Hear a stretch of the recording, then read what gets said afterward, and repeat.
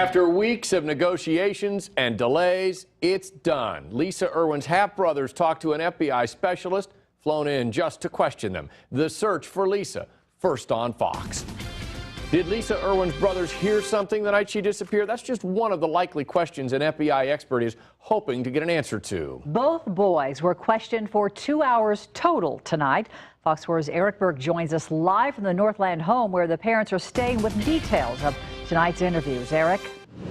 That's right, John and Susan both interviewed for 2 hours total, but separately, with the 8-year-old spending a little bit more time with that FBI expert. Now, their parents, Jeremy and Deborah, could not see or hear what was going on inside the interview room, but Kansas City, Missouri police detectives could. Jeremy Irwin and Deborah Bradley returned to this North Walrand home with their Kansas City attorney, John Paserno, but without their 2 boys. None would make any comment before they went inside.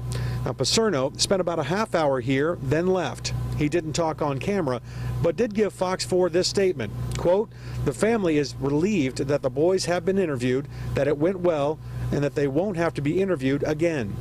It's an interview police have wanted for some time. Even though both boys were questioned soon after Lisa's disappearance, police felt a more in-depth line of questioning would be helpful in their investigation.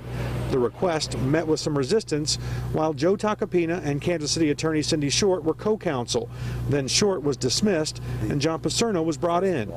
Paserno tells Fox 4 he agreed to the interview on November 1st, the first day he was on the case.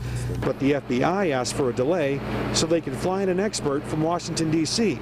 Thursday was the first day she was available.